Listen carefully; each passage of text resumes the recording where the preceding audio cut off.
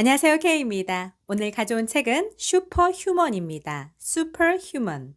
바로 방탄커피 창시자가 전하는 노화를 멈추고 장수할 최강의 계획인데요. 당신이 평범한 사람이라면 심장질환으로 사망할 위험은 23%다. 당뇨병에 걸릴 위험은 25%다. 알츠하이머병에 걸릴 위험은 10%다. 암에 걸릴 위험은 40%이고 암으로 사망할 위험은 20%다. 저자는 5살까지는 건강하고 평범한 아이였는데 캘리포니아에서 뉴멕시코로 이사간 후부터 어딘가가 바뀌었대요. 저자는 주로 노인들이 걸리는 질병에 걸리기 시작했다는 거죠. 이사한 집은 나무판 자고 1970년대 건물이었고 자신의 침실은 지하에 있었는데 지금 생각해보니까 여러 가지 열악한 상황에서 곰팡이가 많이 피어 있었던 거죠. 근데 그때는 전혀 몰랐는데 집이 바로 소리 없이 자신을 노화시켰고 당시에는 가족 중 누구도 이런 환경에 대해서 신경 쓰지도 않았다는 거죠. 저자는 그 이후 20년 동안 관절통, 근육통, 천식, 흐리멍텅한 의식 상태, 그러면서 극단적인 감정 변화도 겪고 또 희한하게 갑작스럽게 코피도 터지고 항생제를 먹고 나면 매번 폐혈성 인두염 이런 게 나타나고 편도를 떼어내자 대신 만성 축농증이 생기고 또 혈압을 제대로 유지하지 못해서 항상 어지러웠고 쉽게 피로해졌다고 합니다. 14살에는 양쪽 무릎이 관절염 말기라는 진단을 받았고 그러면서 그는 항상 통통했고 이미 벌써 비만이었고 비만이 되면서 튼살도 엄청나게 많이 늘어나면서 자신을 정신적으로도 괴롭혔던 거죠. 이제 겨우 중학생인데 또 그러면서 사춘기 시절에 여성형 유방도 생기고 대학 시절에는 몸무게가 계속 늘어나면서 허리둘레가 46인치나 되었는데 그러다 보니까 무릎은 점점 더 나빠지는 거죠. 정말 그거 외에도 너무너무 많거든요. 몸은 비대한데 병약했던 거죠. 근데 그것보다 더 심각한 문제는 자신의 몸이 보통 사람보다 더 빨리 늙고 있다는 사실이었던 거예요. 심장질환, 당뇨병, 알츠하이머병, 암 이렇게 4가지 질병, 이 4가지 살인자, 이 치명적인 질병들이 모두 자신의 몸에서 자라고 있었다고 합니다.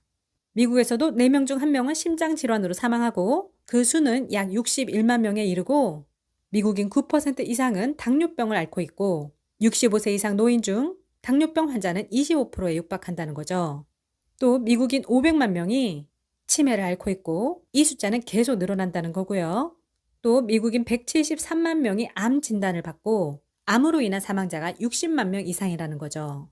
그래서 갑작스러운 사고로 죽지 않는다면 병원에서 숨을 거두기 직전까지 이 4가지 질병이 우리의 생명과 에너지 그리고 평생 일해서 마련한 은퇴 자금을 빨아들인다는 거죠. 이것이 바로 자신에게 닥칠 미래였다는 거예요. 20대이던 1990년대에는 당시 주치의는 자신의 혈액검사 결과를 보고 심장마비나 뇌졸중을 일으킬 위험이 높다고 진단했고 공복 혈당은 117을 훌쩍 넘어서 확실히 당뇨병 전 단계에 해당하는 수치였고 치매는 없었지만 여러 가지 심각한 인지 기능 장애를 겪었고 이러다 보니까 암 발생 위험도도 남보다 훨씬 더 높은 건강 상태였다는 거죠. 완전 최악의 건강 상태였던 거예요.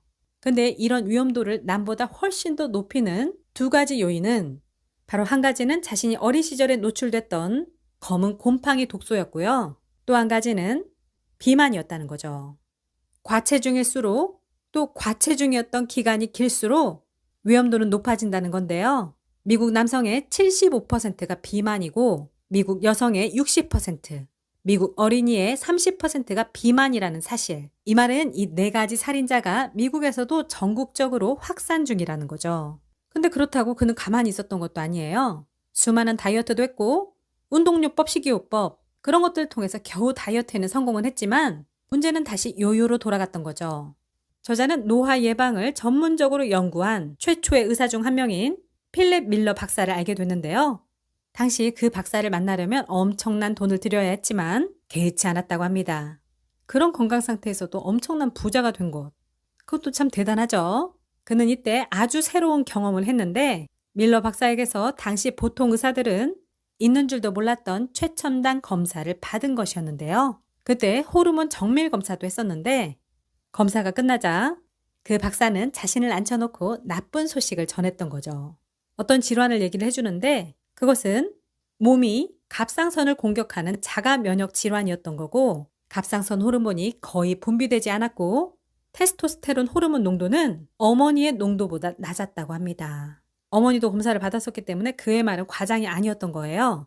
근데 우리가 보통 이런 진단을 받으면 엄청난 충격을 받게 되죠. 근데 저자는 그 엄청난 충격보다는 자신의 몸에 명백한 데이터를 드디어 얻었다는 생각에 오히려 흥분되었다고 합니다. 이제서야 진짜 정보를 얻고 자신의 모든 건강상의 문제의 원인, 그 데이터를 정확히 얻었기 때문에 이제는 어떻게 해야 하는지 원인도 알게 되고 동시에 솔루션도 알게 된 거라서 그는 오히려 엄청난 충격보다 흥분하고 안도했다는 거죠. 자신의 질병의 원인이 노력 부족이나 도덕적 해이가 아니라는 증거였고, 호르몬 농도가 낮아지는 현상은 중년에게는 흔한 일이지만 20대 청년에게는 드문 일이었기 때문에 자신이 너무 빨리 노화되는 질병에 걸렸고 단순히 게을러서 아픈 것이 아니라는 증거를 찾게 되니까 저자는 결심했던 거죠. 나는 내 몸을 정상으로 되돌릴 것이다. 이렇게 결심했다는 거죠. 저자는 밀러 박사와 함께 호르몬 농도를 청년의 평균 수준까지 회복할 계획을 세웠고, 체내 호르몬과 분자 구성이 똑같은 생동 일성, 또 그에 따른 솔루션을 실시하면서 추적 관찰했다고 합니다. 호르몬을 주입하자 곧바로 어마어마한 변화가 일어났고, 그러면서 삶에 대한 열망과 함께 활기가 돌아왔다는 거죠. 아무것도 몰랐던 그때에 증상 몇 가지를 회복할 수 있다는 사실만으로도 자신에게는 너무나 큰 희망으로 다가왔던 거죠. 그러면서 실리콘밸리에 노화 예방 비영리 단체가 있다는 말에 곧장 그곳으로 향했고, 지금은 실리콘밸리 보건연구소라고 부르는 이곳에서 처음 만난 사람들은 모두 자신보다 나이가 최소 3배는 많았었는데요. 근데 마치 집에 있는 것처럼 마음이 편안했는데 이것은 이 사람들이야말로 자신이 찾던 사람이라는 것을 깨달았기 때문이었던 거죠. 연구소 이사는 85살이라는 나이가 무색할 만큼 활력이 넘쳤는데 정말 자신도 그 사람처럼 되고 싶다. 이런 생각을 하게 됐던 거예요.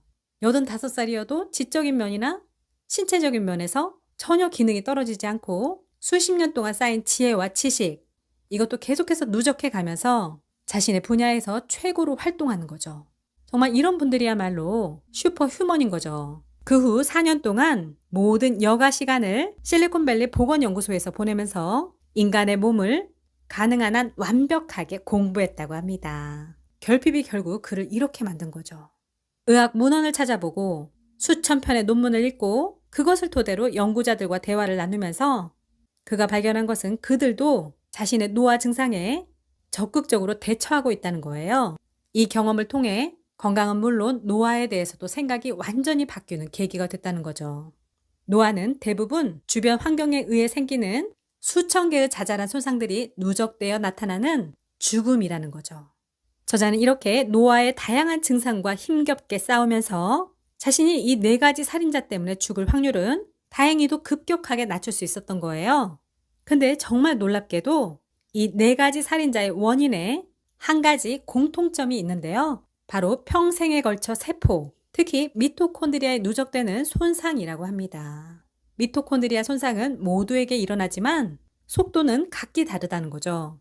우리는 잘못된 선택, 잘못된 습관, 잘못된 환경 때문에 손상이 일어나기도 하고, 또 대부분은 음식을 소화하고 숨을 쉬는 일처럼 생명을 유지하는 기본적인 기능을 위해 치르는 대가이기도 하대요. 이 손상이 단기적으로는 우리를 약하게 하고 장기적으로는 몸의 쇠락을 재촉하면서 우리는 매일 조금씩 죽어간다는 거죠. 우리 세포들은 그래서 오래 살려면 이런 수많은 손상들을 가능한 한 피해야 한다는 거죠. 하지만 음식, 공기, 빛 등등 모든 곳에 위험이 도사리고 있고 현대인은 문명의 발달을 이뤘지만 이런 위험에 더 많이 노출되어 있다는 거죠. 이런 작은 손상은 노화를 이끌고 노화는 질병은 죽음을 불러온다. 당신이 만약 20, 30대라면 자신이 건강해서 문제가 없다고 생각할 수도 있지만 그것은 누적된 작은 손상들이 미치는 영향을 아직 느낄 수 없기 때문이라는 거죠.